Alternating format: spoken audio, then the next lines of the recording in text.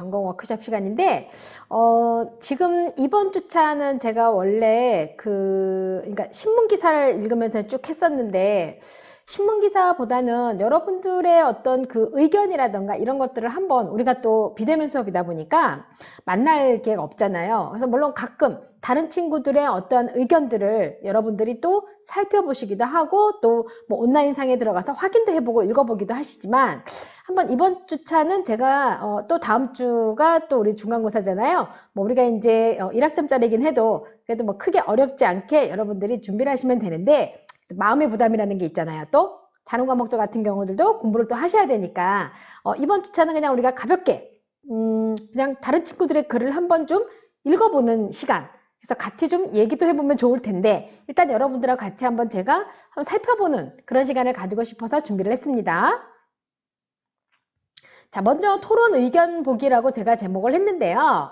자, 이게 지금 이 알고리즘의 가치를 만드는 것이 AI가 발달한다면 인간은 어떤 역할을 하게 될까라는 제가 그거를 여러분들한테 했었어요. 근데 혹시 기억나시나요? 이게 몇 주 차인지?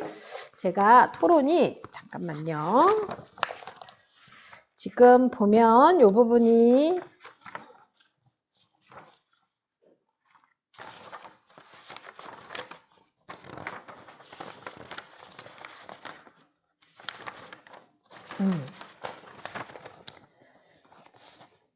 우리가 알고리즘에 관련된 얘기를 했었던 게 3주차일 거예요. 그래서 이 알고리즘의 가치를 만드는 것이 갑자기 좀 헷갈리네. 제가 어제 3, 4, 5주를 한 것 같거든요. 근데 지금 이게 조금 헷갈렸어요. 그래서 빅데이터가 만드는 데이터 지능의 시대 뭐 이런 걸로 해서 알고리즘의 가치를 만드는 것이 AI가 발달하면 인간은 어떤 역할을 하게 될까라는 제목을 제가 올려드렸는데 자, 지금 이제 누군지는 제가 얘기를 안 합니다. 자, 본인의 글을 또 보면 알 수 있고, 그리고 제가 누구라고 말은 안 하는데, 또 매주 이렇게 또 우리 의견을 넣어주고, 자기 순서가 아니어도 의견도 넣어준 친구도 있고, 그리고 또 그 친구가 저한테 가끔 제가 또 깜빡이 병이 발동해서 뭐 이렇게 뭘 놓친다던가, 또 뭐 토론 등록 오픈을 할 줄 모르고 여러분한테 토론을 올리라고 했더니, 야, 제가 토론방을 열어줘야 된다고 또 알려준 친구, 또 그래서 굉장히 또 그 열심히 참여해주는, 물론 또 이렇게 글을 올리지 않았다 하더라도 또 열심히 생각하고 또 제가 주어진 내용들을 한번 여러분들도 고민해보고 있을 거라고 생각됩니다. 자, 이게 이제 알고리즘의 가치가 이제, 가치에 대한 얘기를 했는데, 자, 우리가 AI가 알려주는 대로 모든 데이터들을 맹목적으로 수용하기보다는 우리는 근거 토대로 판단하는 역할을 해야 된다. 이게 우리는 근거를 토대로 판단하는 역할을 해야 된다. AI는 입력된 거에 의해서 움직여지지만 우리는 근거를 토대로 해야 되는 거니까 제가 여러분들 수업에서 그 융합 소프트웨어 그 학과 수업에서 전공책 읽기 수업을 하거든요. 근데 제가 메타인지에 관련된 거를 하는데 생각의 기술 아주 통하는 내용인 것 같아요. 거기서도 AI 시대에 우리가 살아가려면 우리가 메타인지형이 돼야 된다라는 걸 주장을 하는데 그게 이제 보통 이제 근거를 토대로 우리가 판단하고 생각하고 해야 된다는 거죠. 그래서 AI는 앞으로 우리 삶에 더욱더 많은 부분을 차지하여서 전보다 더 가깝게 지내게 될 거고 편한 삶을 기대할 수 있지만 AI가 주는 의견을 뒷받침하는 근거와 나의 의견을 뒷받침하는 근거를 비교하여 합리적인 판단을 할 필요가 있다. 결국 우리는 좀 생각하는 사람이 돼야 되지 않은가. 그래서 그 옛날에도 로댕이 생각하는 사람이라는 작품을 만들지 않았나 싶습니다. 그리고 또 인간은 뭡니까? 인간이 동물하고 다른 게 생각하는 거라 그랬어요. 이제는 인간이 AI하고 구분이 돼야 되는 어떤 존재가 되지 않나 그런 생각이 듭니다. 자, 그래서 다음 예시를 보면 만약 AI가 운전하는 자율주행 자동차가 인도로 넘어온 공을 피하기 위해 다른 사람이 있는 인도를 덮치려고 한다. 이런 상황이 왔을 때 AI가 주는 의견대로 실행하는 것이 아닌 나의 생각을 비교하여 판단할 필요도 있다. 그러니까 물론 AI의 그 어떤 지능도 이용을 하지만 나도 생각할 필요가 있다는 거죠. 또 다른 예로는 AI가 주는 정보대로 믿고 수동적으로 주식 투자를 했다. 그런데 AI 시스템의 오류로 자금을 모두 날렸다. 이거 너무 현실적인 예시예요. 이 예시 너무 마음에 들더라고요. 근데 저 아직까지 주식 안 하고 있는, 한 번도 주식이라는 것을 건들지 않은 대한민국 1인 중에 한 사람입니다, 저. 아, 성격이 안 맞아요. 자, 그래서 매일 그 쳐다보고 있어야 되는 거. 저는 기명이고 아니면 아니고 결정하면 그냥 탁 밀고 나가야 되는데 그거 왔다 갔다 하는 거 못 하겠더라고요. 자, 그렇기 때문에 자, 그다음에 이제 또 밑에 거 읽어보면 우리는 항상 깨어있어 모든 정보들을 수용하기만 하는 수동적인 태도로 있는 것이 아닌 근거론 토대로 살펴볼 필요가 있고 AI가 제어할 수 없는 상황은 얼마든지 발생할 수 있다. 굉장히 뭐랄까 체계적이고 메타 인지적인 거죠. 그러니까 상위 인지적 개념이에요, 이게. 굉장히 중요한 겁니다. 인간은 인지적 동물이기 때문에 굉장히 저는 읽으면서 잘 썼어. 내용도 본인이 원하는 걸 예시도 잘 들고 참 잘 썼더라고요. 그래서 저도 사실 여러분들이 올리는 글을 보면서 많이 생각해요. 아, 내가 생각한 거랑 좀 다르네. 내가 이렇게 생각했는데 이렇게도 생각할 수 있겠구나 라는 생각들을 많이 하게 됐습니다. 자, 이거는요, 지금 AI가 가지는 정보를 수집하고 AI가 그중 우리가 필요한 정보를 골라주고 추천한 대로 움직일 필요 없이 참고만 하고 개인의 선택은 개인이 직접 할 수 있도록 했는데 참 좋은 말이에요, 이거 진짜. 그러니까 우리가 핸드폰 같은 것들을 많이 처음에 핸드폰 나서 얼마나 획기적이었어요. 여러분은 잘 모르겠다. 저는 좀 획기적이었습니다. 핸드폰이 있던 시절과 없던 시절 이렇게 있고 저희 때는 저것도 있었던 것 같은데 카폰. 여러분 카폰 모르죠? 자동차 안에 고급 자동차 승용차 안에 전화 받는 거 있었던 거. 그리고 한동안은 시티폰이라 해가지고 뭐 삐삐 들어본 적 있을 거예요. 시티폰이라 해서 전화 거는 것만 되는 거 있었어요. 그것도 공중전화 박스 옆에서. 왜? 공중전화 박스에 사람들이 줄을 나래비로 서서 전화를 하다 보면 기다려야 되잖아요. 또 통화도 오래 못해요. 그러니까 그 시티폰을 사가지고 공중전화 박스 옆에서 하면 이제 수신이 잡히니까 거기서 전화가 가능했던 거죠. 엄청 옛날 사람 같다 나.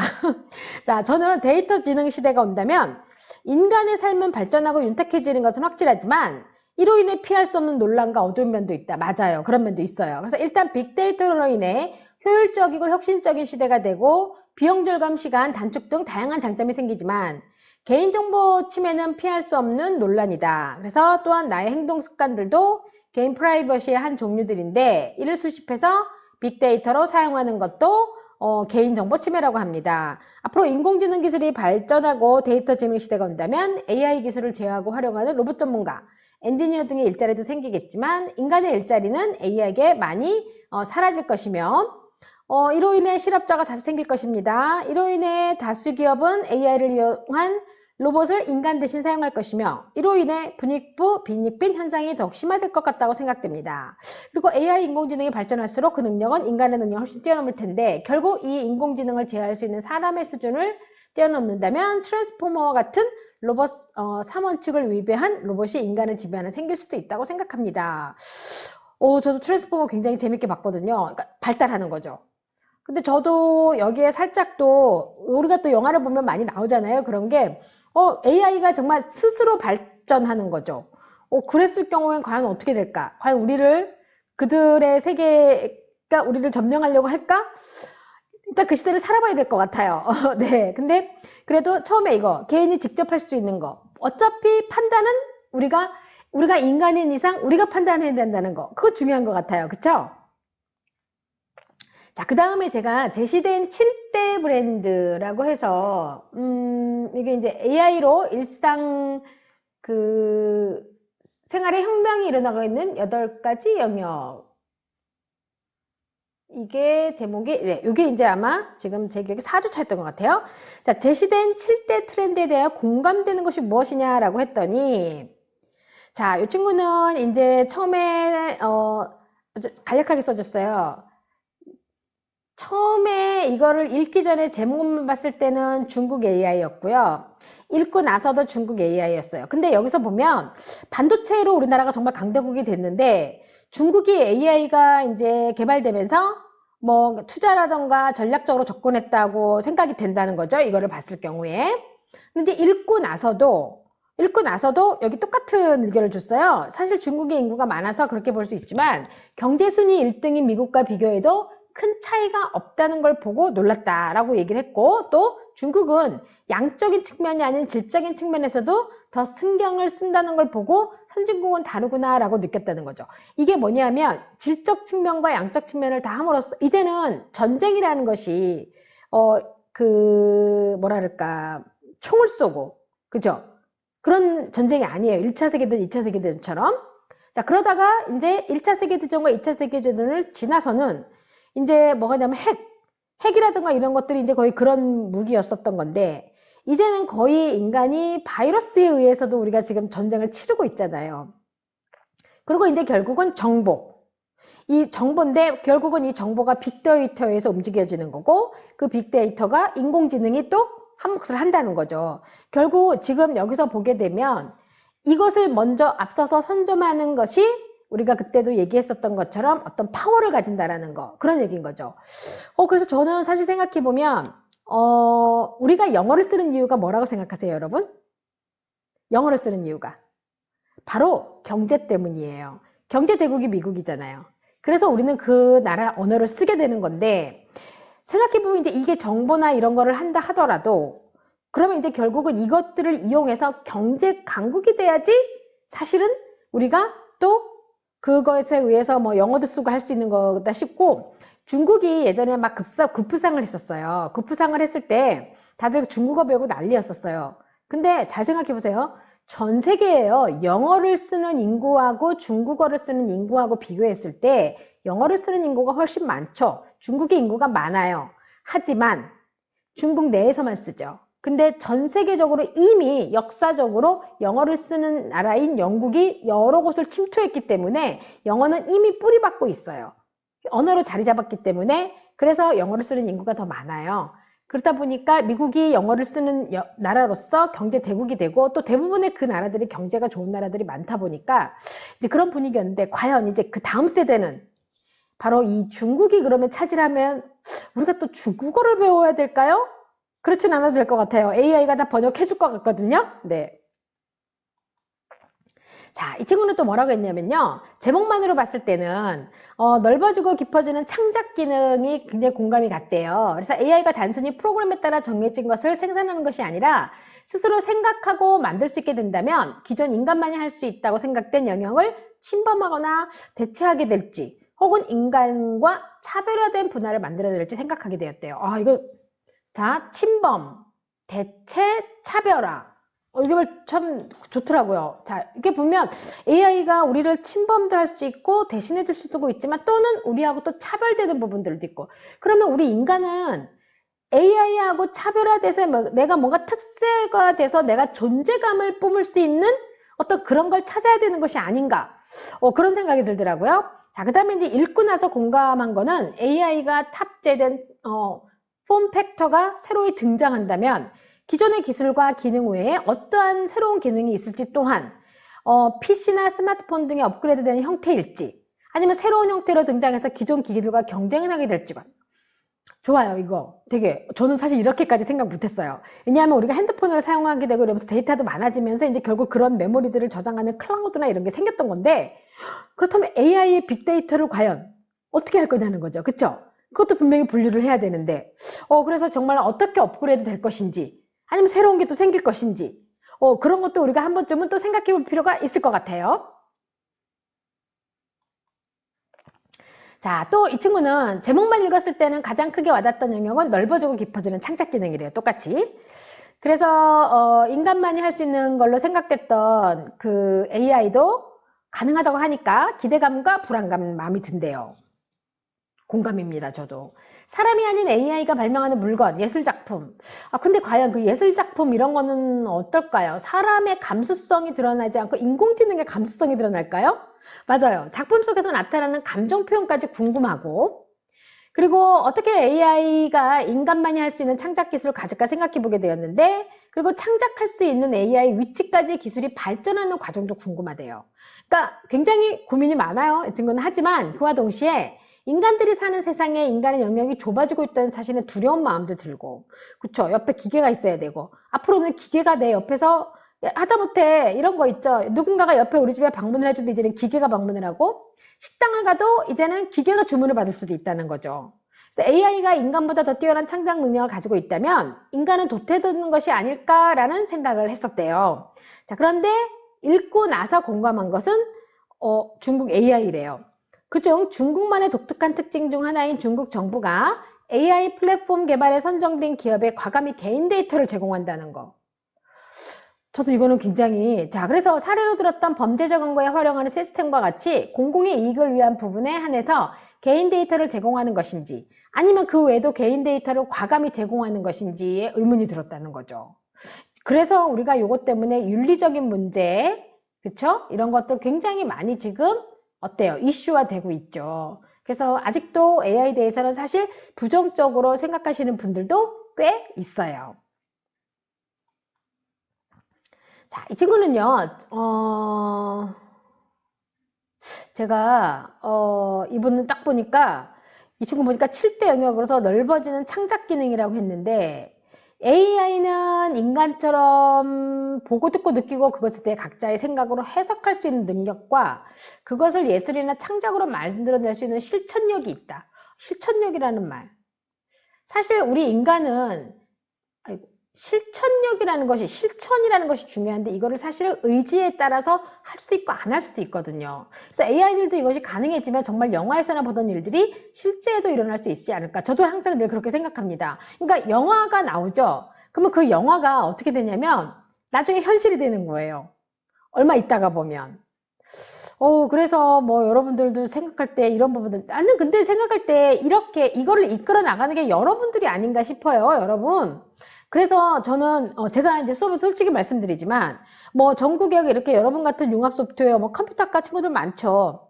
근데 정말 여러분들이 그런 쪽으로 깊이가 있고 이렇게 되는 건 여러분이 노력하는 거고, 그리고 제가 이제 우리 소유하는 말로 톡 까놓고 얘기할게요.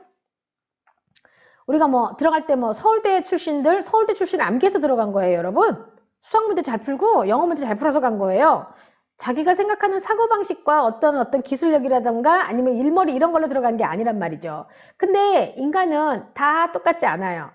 여러분들이 어떻게 생각하면 요즘 AI를 살아가는데 가장 더 주역이 될 수도 있어요.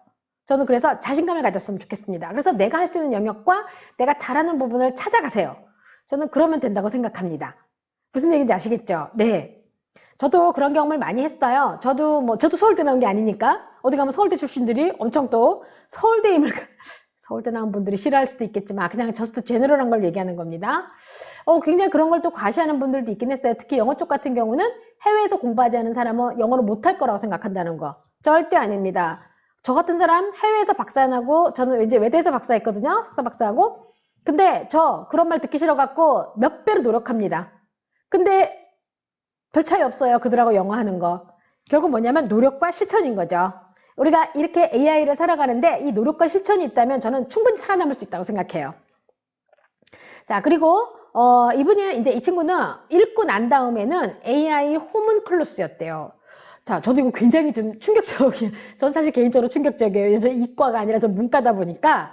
자, AI가 깃든 신체 모형이나 여러 기계 장치를 통해서 딥러닝이나 프로그래밍만이 아닌 직접 느낄 수 있는 정보들을 수집하면서, 즉 이게 그거잖아요. AI가 결국 인간이 느낄 수 있는 이런 촉감과 이런 것 다 느낄 수 있다는 거잖아요, 이게. 그래서 이게 불에서 이제 이게 원시 시대에 이 친구가 혹시 퀘스트 더 파이어라는 아주 그 다큐멘터리 영화 아주 오래된 걸 본 건 아닌가 싶어요. 거기 보면 인간이 어떻게 해서 불을 찾아가는 게 나오거든요. 그래서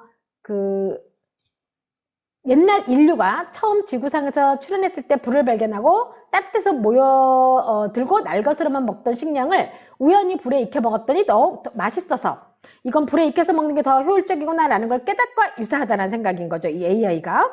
자, 그래서 갓난아기 같은 AI에게 세상이 멸다는 것을 알려주는 부모 같은 존재가 인간이구나 라는 생각과 우리가 잘 가르쳐야 영화나 소설에서나 나을 법한 상황이 오지 않게 할 수 있겠구나 라는 생각이 든다는 거죠. 결국 저는 어떻게 받아들였냐면 이 친구 의견을 AI를 우리가 편한 대로 이용할 수 있도록 다독이고 가꾸고 발전시켜서 대신 우리를 이용하게 해주는 그런 용도로 잘 하자라는 그런 내용으로 제가 받아들였습니다.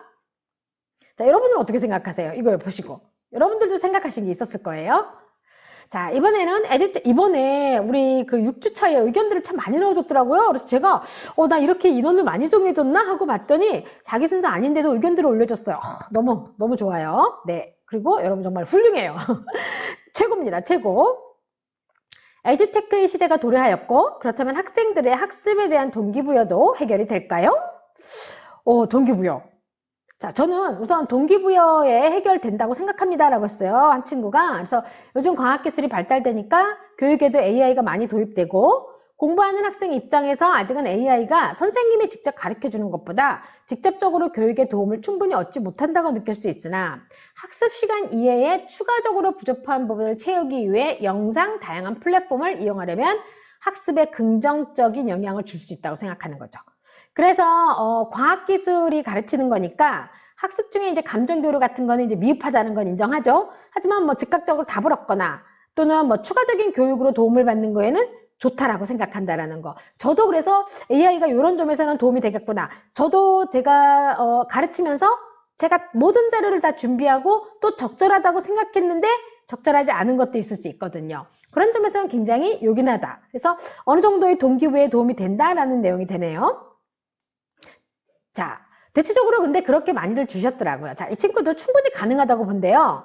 현재 많은 사람들이 쓰고 있는 유튜브나 SNS 애플리케이션들이 이용자들이 더욱더 긴 시간 어플리케이션을 이용하고, 그쵸? 많이 이용하죠. 그래서 빅데이터와 인공지능을 이용해 추천하는 컨텐츠들을 보여주고, 맞네요. 자, 그러니까 빅데이터나 인공지능들이, 그리고 저도 제가 이제 주로 찾는 것들을 얘가 알아서 어떻게 되는 겁니까? 그다음부터 계속 그걸 저한테 계속 연결시켜 주게 되잖아요. 그래서 UX도 단순히 예쁘고 깔끔하게 구성하는 것이 아니라 이용자들이 끊임없이 이용하게끔 심리학이나 행동 분석학 등을 기반으로 과학적으로 구성해 놓은 거다라고 했어요. 그래서 저기에 보면 빅데이터와 인공지능을 이용해 중독성을 가미한다면 학생들뿐만 아니라 성인들도 자발적으로 공부를 할 수 있다. 어떤 그 빅데이터와 인공지능을 통해서 흥미로운 어떤 추가적인 내용들을 넣음으로 인해서 사람들이 거기에 중독된다. 생각해보니까 유튜브 같은 경우나 유튜브도 거의 중독에 가깝죠? 네. 그렇다면 우리가 AI도 중독성을 가진다면 또 유용하게 우리에게 이용한다면 좋을 거다라는 그런 생각도 드네요. 자, 이 친구는 보면 일반적으로 본인의 부족한 부분을 인지만 하고 스스로 부족한 부분을 채울 노력하기가 쉽진 않아요. 맞아요. 우리가 이게 실천하는 게 쉽지가 않아요. 그래서 본인 역시도 부족한 부분에 대해 인지를 했지만 노력하기까지 시간이 걸리기도 하죠. 자, 그래서 본인 자신이고요. 그리고 실제로 주변 지인들의 직업 중 학습지 선생님이나 공업방 선생님 하시는 분들이 있는데, 자, 일반 학습지보다 AI 플랫폼을 이용하여 학습하는데 학생들이 더 흥미를 가지고 수업한다고 하네요. 그래서 이미 4차 산업시대에 살고 있는 인류들은 AI와 관련된 모든 매개체와 익숙한데, 앞으로 더욱 발전한 AI 4차 산업시대에 알맞게 교육과정도 교육 방법도 무한하게 바뀌어요. 맞아요. 이게 일단 바뀌어줘야 돼요. 그래서 AI가 발달한다 하더라도 본래의 직업만큼 완벽할 수는 없기 때문에 교수님께서 걱정하셨던 교사의 직업은 사라지지 않을 것 같다. 위로가 됩니다. 저는 이 교사라는 직업, 가르치는 직업을 진짜 사명으로 갖고 태어났거든요. 저는 제가 이거를 갖다가 제가 깨닫고 이 직업을 선택한다는 것 자체가 너무너무 감사한 거죠. 자, 그래서 근데 제가 이제 여러분들 그 융합소프트웨어학과의 다른 거 전공책 읽기에 보면 이게 교수라는 것이 여러분들을 가르치기도 하지만 이제 계속 이 온라인으로 바뀌면서부터 이제 모든 게 바뀌어서 이제 인스트럭터, 가르치는 사람이 아니라 퍼실리레이터. 그래서 뭐냐면 퍼실리테이터. 그래가지고 뭐냐면 촉진자, 모티베이터, 그러니까 동기부여자 이런 식으로 좀 인식이 바뀌었어요. 왜? 러너 센터드, 학습자 중심이 되다 보니까. 그래서 교수가 일방적으로 강의를 하는 시대가 아닌 게 돼버렸기 때문에 제가 생각할 때 멘토로서의 역할로 이 AI 시대의 멘토 역할은 점점 더 증가하게 될 거래요. 멘토로서의 역할로 이 교수가 중요하지 않을까. 저는 그렇다면 교수자는 건강한 정신세계를 가지고 있어야 된다고 생각합니다. 저 건강한 정신세계 갖고 있습니다. 자, 사람들은 자신이 원하는 것을 보여주기까지는 알지 못하고 스티브 잡스의 어록 중에 하나인데요. 좋아요, 이런 거. 어떠한 것을 내가 직접 경험하기 전까지는 자신이 그거에 대해서 관심이 있는지 모른대요. 맞아요, 이거 진짜. 그래서 무한한 경험과 많은 걸 여러분들이 넓은 인지력을 가지고 눈을 넓게 뜨고 넓은 시야를 가지고 다 수용해 볼 수 있는 그런 자세가 필요해요. 자, 그래서 빅데이터를 가지고 있는 에듀테크 시대에는 학습에 대한 동기부여를 충분히 줄 수 있을 거라고 생각한대요. 왜? 우리가 경험해보지 못했던 거를 빅데이터를 통해서 경험받을 수 있다는 얘기인 거죠. 그래서 배경 지식은 누군가로부터 올 수도 있고 자신이 스스로 깨달을 수도 있다. 그래서 자신도 자신의 관심 분야를 모를 수가 있으니까 이 스티브 잡스의 말처럼 우리가 동기부여 단계에서 빅데이터를 이용해 학생들에게 다양한 것을 보여준다면 학생들의 학습에 대한 동기부여 우려는 저 읽고 감동받았잖아요. 왜요? 이게 어떻게 생각하면 우리 영어로 기준으로 하면 교수법 같은 거거든요. 거기서 찾아내서 거기에 맞는 교수법을 해주고 제가 말한 대로 우리 그때 신문기사에서 읽었던 것처럼 개인 맞춤형 교육이 되는 것이 아닌가 그 생각이 들더라고요. 그래서 다양한 경험을 갖춘 스승은 학생에게 이론적인 수업뿐 아니라 인생을 살아가는 진리까지 가르칠 수 있다. 반면에 AI가 교육을 한다면 풍부한 배경 지식과 관심으로 학생들의 동기부여를 충분히 이끌어낼 수 있다. 결국 양쪽 뭐가 되는 거죠? 합작이 되는 거죠. 아이고 글씨가 안 돼. 아이고 서로 협동이 되는 겁니다. 이렇게 AI하고 손잡고 협동하자는 얘기죠. 그걸 읽고 감동받았어요. 왜냐면 제가 제일 공감이 되더라고요. 좋아요. 자, 잘 안 될 거라고 생각하는데 근데 이 친구는 아주 굉장히 원론적인 걸 연습했어요. 자, 이게 무슨 얘기냐면 의무 과정에 따라 수업을 하기 때문에 이전과 같이 의욕 있는 학생은 동기부여가 되지만 아닌 학생은 안 될 것이라 했습니다. 이것도 사실 생각해 볼 문제예요. 이렇게 되면 우리가 과연 개인적으로 다 집에서 수업을 해야 된다는 얘기거든요. 그쵸? 그렇게 되면 과연 다 소셜은 어떻게 할 것이냐? 그런 것도 고민이 되는 거죠. 결국 이게 아래에서부터 바뀌는 것이 아니라 위에서부터 바뀌어줘야 된다는 얘기가 되는 거죠. 자, 다음은 AI의 학습에 대한 동기부여는 즉 과연 AI가 학생들의 감성적으로 다가갈 수 있는가인데 AI는 인간의 감성을 이해할 수 없을까요? 제 생각에는 인간의 감성을 이해할 수 있을 것 같다. 이해할 수 있을 것 같아요. 지금의 AI는 인간에게 편의를 주기 위해 개발되고 있고 곧 기능적인 면에서는 인간과 유사하고 더 나은 AI가 나올 거지만 이제 본인 생각에는 AI는 여기서 그치지 않고 인간의 감성적인 면을 목표로 잡을 것 같다는 거죠. 그럴 것 같긴 해요. 그게 무서워요. 근데 사실은 AI가 내 감정을 이해하고 반응하는 것을 인공감성지능이라고 합니다. 저 굉장히 이 용어 또 하나 알았어요. 자, 그래서 이는 1990년대부터 학문으로 다뤄졌고 한국과학기술원에서는 이미 연구를 시작했다고 합니다. 제 생각에는 머지않아 지능적으로도 감성적으로도 뛰어난 AI 개발이 될 것 같다. 그래서 동기부여가 될 것 같다. 굉장히 열심히 찾았어요. 좋은 정보예요. 이렇게까지 가도록 할 가능성이 높죠. 그래서 상대방의 어떤 감성 상태를 보고 대처할 수 있는 어떤 그런 게 되는 거겠죠. 자, 여러분 정말 제가 여러분들이 글 올린 거 보고 너무 고마워요. 왜냐하면 그래도 수업을 듣고 의견을 올려준다는 얘기는 제 수업을 듣는다는 거니까 제가 감동 받았죠. 자, AI를 잘 살아가기 위해서 AI 시대 잘 살아가기 위해서 우리가 무엇을 준비해야 될지 한번 생각해 볼까요? 네, 요거는 과제 안 올려도 돼요. 왜? 중간고사 시험 제 것뿐만이 아니라 다른 것도 잘 봐야 되니까. 그쵸? 네. 자, 마무리합니다. 자, 우리는 이렇게 수많은 어떤 그 데이터가 이렇게 손안에 자, 오는 그런 시대가 올 것 같습니다. 네, 수고하셨어요.